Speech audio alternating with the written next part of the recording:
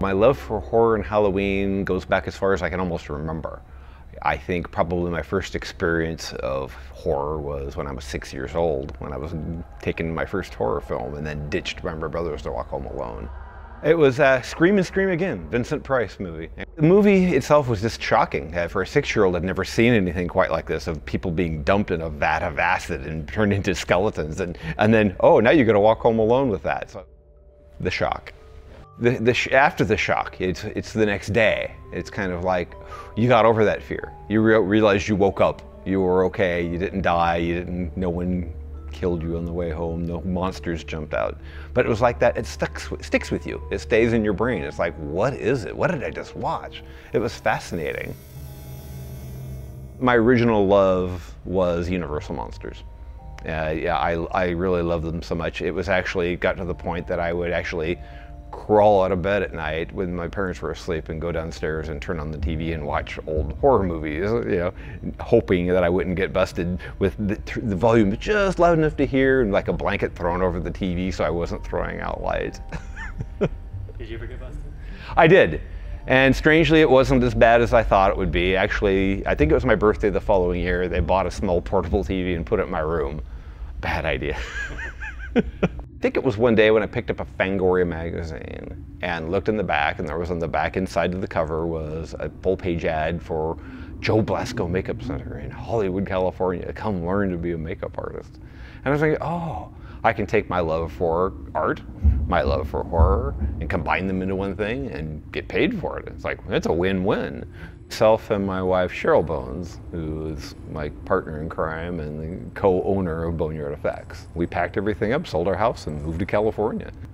She's key. She's my rock, my supporter. She's done everything she possibly can to help me realize my dream, and it's been amazing. It's, you know, I've never had quite such a support in my life. Doing whatever you want to do and makes you happy, I'm there for you. It's pretty amazing.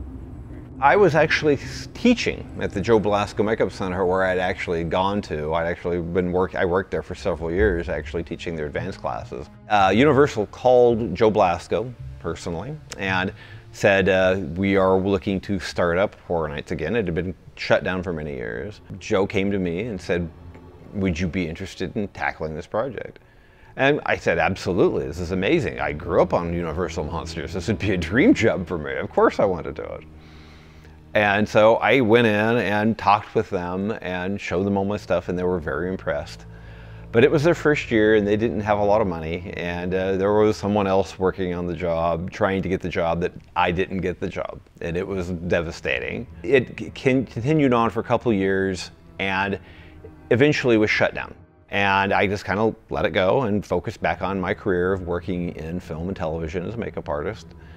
And I was working with actually Dave Love and Ted Doherty. Ted had mentioned to me that he had heard some rumors that Horror Nights was coming back. It's like, what? So I started making phone calls. I finally got a great point of contact. I said, oh, you need to talk to Chris Williams. Here's his phone number. And had my interview and then sat on pins and needles for a few weeks until they called me and said, hey, you want to come play? Best day.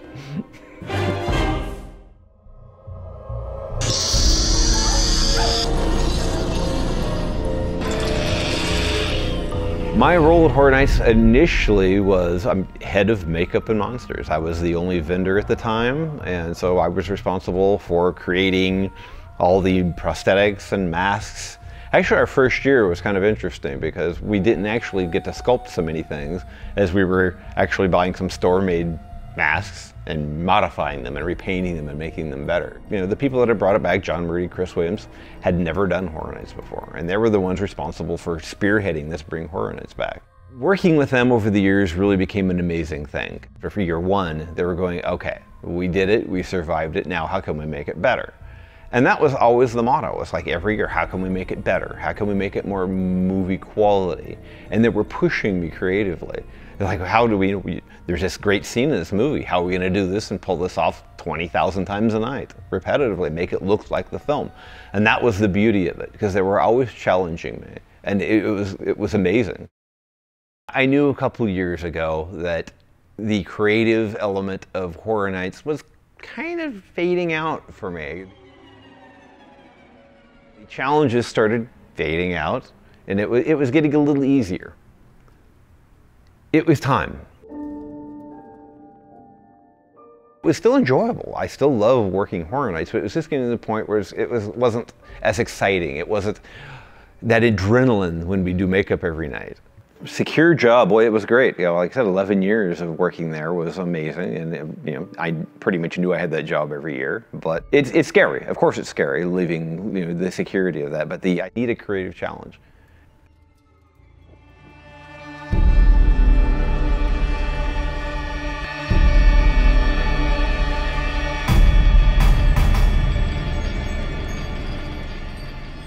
We did Toxicity at Midsummer the year before.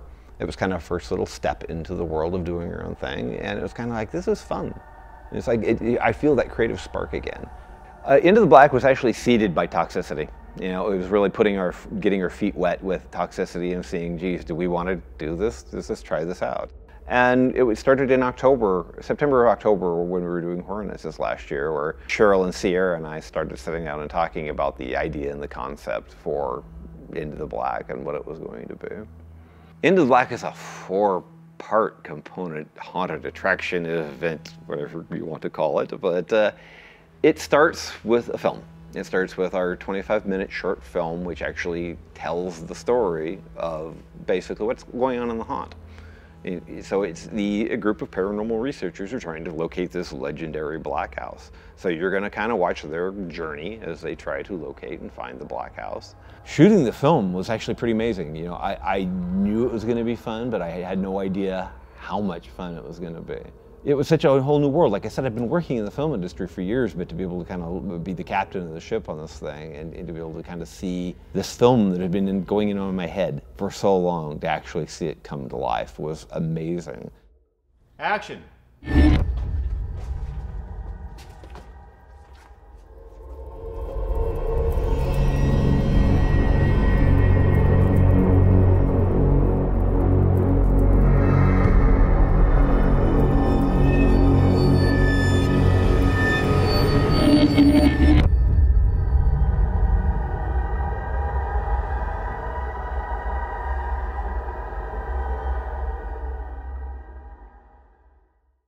We are actually about 2 days away from actually shooting, so we're actually finishing and finalizing all of our sets and our facade of our house, and about 1 billion more little details. The creatures, everything's kind of coming together last minute right now, so we're just final detailing everything at this point. It'll all be drying, I'm sure, by the time we shoot, but we'll get there. This is day one. This is the day one, shot one. Very excited, a little terrified. I'm ready to go. I have not directed a film before. This is going to be my first step into the world of directing. It was scary. Directing for the first time, I mean, like I said, I've been in film sets before, so I knew all the shots and how things need to be done, but with all the weight on my shoulders, and if it wasn't for the help of Dave Love, who was my first AD, who basically held my hand through the process, so to make sure that we got everything we needed. Got Larry his own slate. Good luck and congratulations on your first film. And I'd like to present Larry, our director, who's going to lead this crazy with your very own Into the Black slate. Oh, wow. Thank you all for being here. We got a long, tough day, but I think we're going to do something really amazing here. So let's do it. We're going to start our shoot in Corriganville Movie Park, actually, and that's going to be on Wednesday and Thursday. We're going to be shooting up there in the day and the evening, so we can get our night shots of them actually doing the camping and all those things.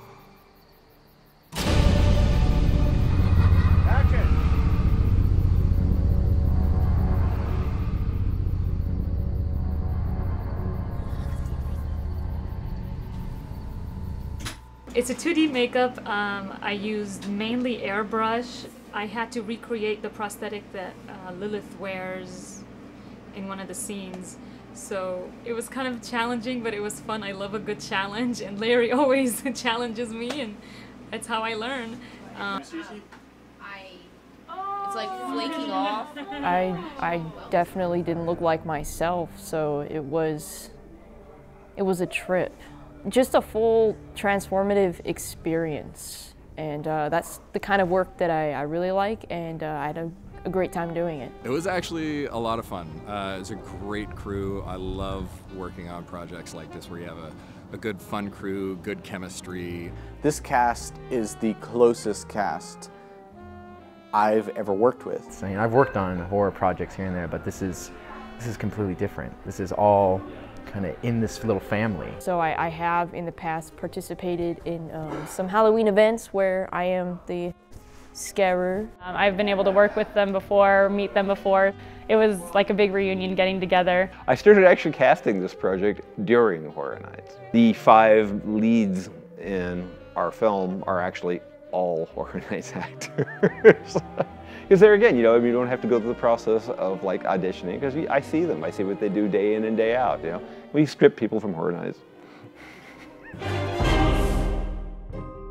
On Friday, Saturday, Sunday, we come here into the Boneyard studio, which we will be shooting all of our interior shots of the Black House, the exterior of the Black House, as well as our college classroom scenes as well.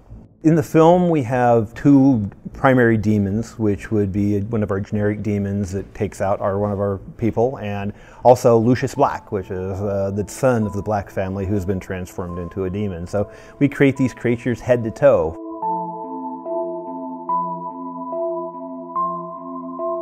My role in the film is I'm going to be a demon, and it's a pretty cool character. I've never done something like that before in my life, so I found that to be very exciting.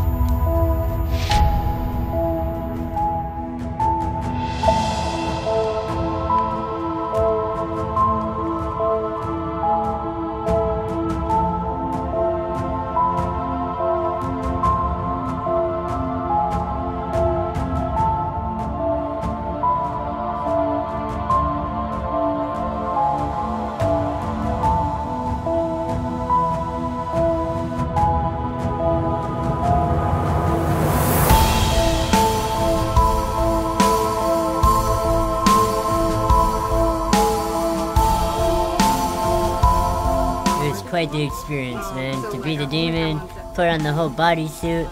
I didn't think I was gonna be able to go through it all, but manned up and I did it, you know what I mean? So overall, it was a great experience. I'm gonna be putting on I guess like a silicone cowl, and then I'm gonna get a prosthetic on my face, and I'm gonna be wearing a really heavy suit. It should be fun. I'm gonna get really sweaty.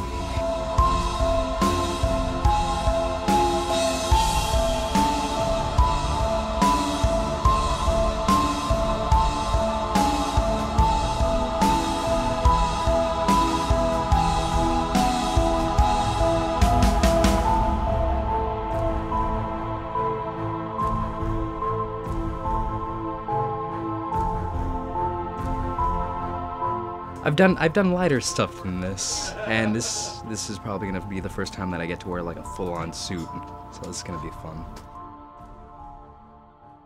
On top of that, we also have to create the other end of the carnage that these demons create. So we had to do like a decapitated head, we have to do blood gags, we have to figure out how intestines and how blood flow, all of these things.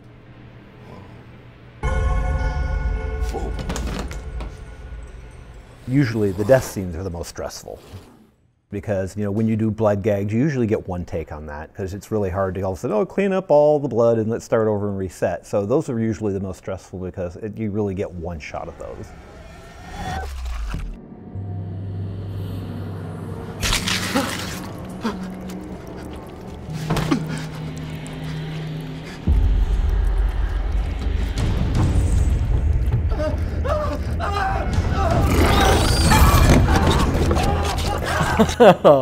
It was awesome.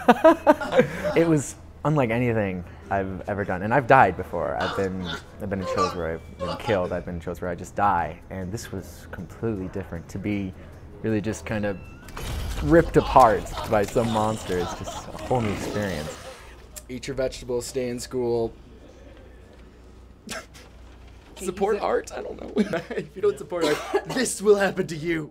I actually made a point the whole time we were on set not to see Will. But I didn't really want to see him all the way because I wanted that reaction to be genuine.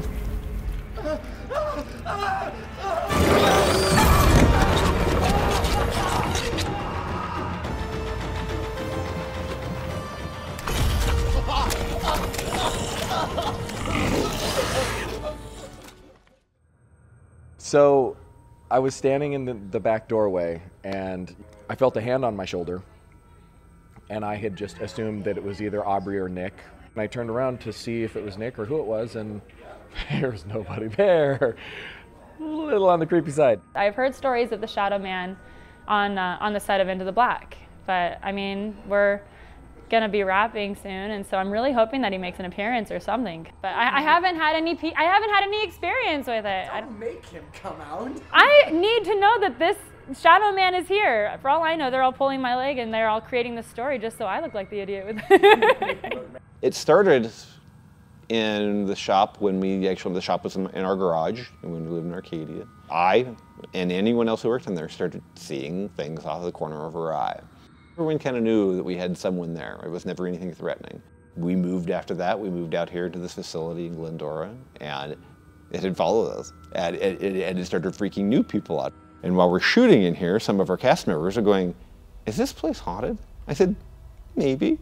There's an energy, there's some sort of energy. We've had some weird experiences that have happened here on set. One of the cameramen mentioned, it's a scene where I'm pulling away from the door, and he said, was there anyone behind you in that scene? And I said, no, it's just me in the hallway.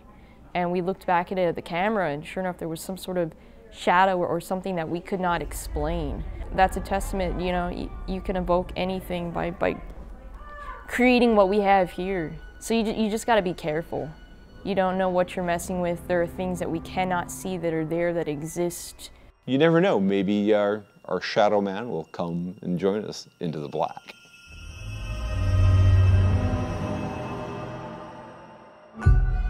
We are, about 72 days from actually moving into Pomona. We're probably 50% away through the haunt build right now.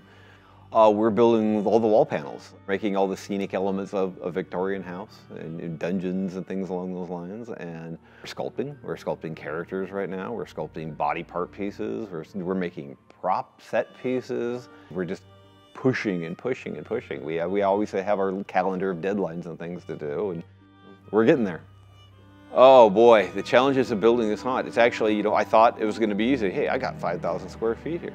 We can build a haunt. It didn't take long before we realized that you know, the storage of this haunt is enough that everyone's scrambling and tripping over one another, and the shop has become a maze in itself. And I think that's just it. It's, you know, that and the deadlines, you know, that the summer goes by so quickly. You know, it's hard to believe that, you know, we're already in July, you know, that we've been working on this since October, and that we've only got 70 some days before we have to move in. It's the time, it flies by so fast. Well, we're only 4.2 miles away from Pomona from here, but you know, it's a large amount of stuff moving. We're probably 600 panels at least, probably. We're in a 9,000 square foot area we're filling up. So, and we only have a few days. The Pomona Fair ends on the 24th. We don't get the building until October 1st. We open on October 6th. So we have to do the entire build and actor training in a very short amount of time. So we'll get there.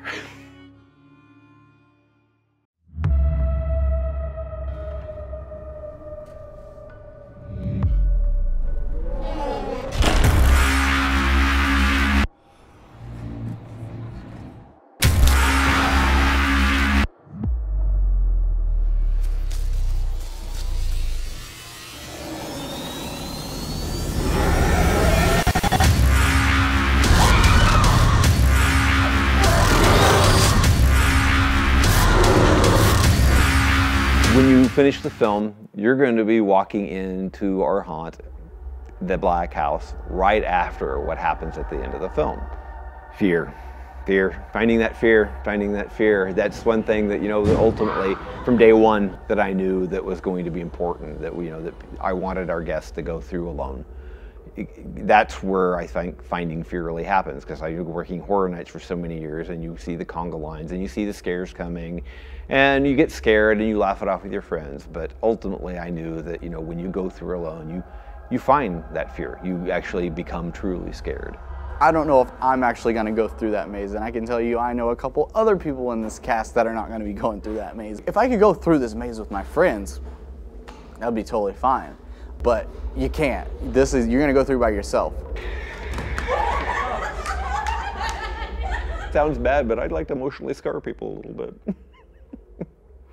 I want them to cry. I want them to come out saying, that was horrible, I'll never do it again. And people who refuse to go alone through this place, unfortunately, they're going to have to go someplace else, because this is what the experience is. This is truly what the experience is. And people, you know, who love horror, you know, like being scared, and I aim to please.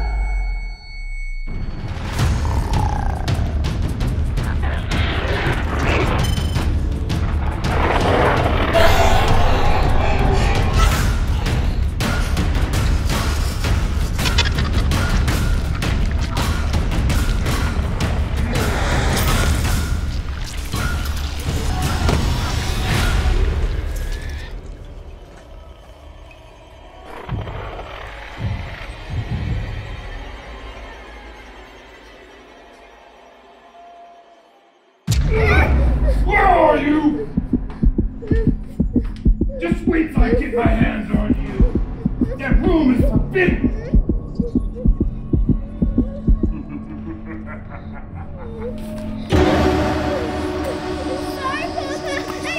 Wait all you want. Time to take your So the VR element's going to be another thing that comes along with our haunt at Pomona. So we've worked with Dave Love and Ted Doherty, who are creating a VR element, which actually will take you back to 1866, when the Black House was built and the Black family were there. So you can kind of see all these horrible, nasty, demonic things that happen in there. VR is such a new world to me. It was actually, VR was never part of Into the Black in its original inception. It was going to be the film, the documentary, and the haunt. And when I brought on Dave in Hollow Productions, he brought to me, hey, have you ever thought about doing VR? It's like, I've never even done VR myself, much less shoot a film on it. But it's like, I know it's hot. I know everyone still likes that kind of stuff. And it's like, well, if it adds a new layer to this project, let's absolutely do it. But when we actually get down to shooting it, it's so different from shooting a film, because, you know, you have to take in consideration these cameras that, you know, you can't put things that block things in, and film sets are built in such a new way than you would do a traditional film set. So it was actually kind of just rethinking things in a new way, and it was actually kind of an interesting experience for sure. I hope they love it, because it's actually it adds another layer to this whole project. You know, we tried so hard to like tie everything in together that everything fits seamlessly, that it seems like a shame if you'd miss any part of it, because you're going to miss out a piece of the story.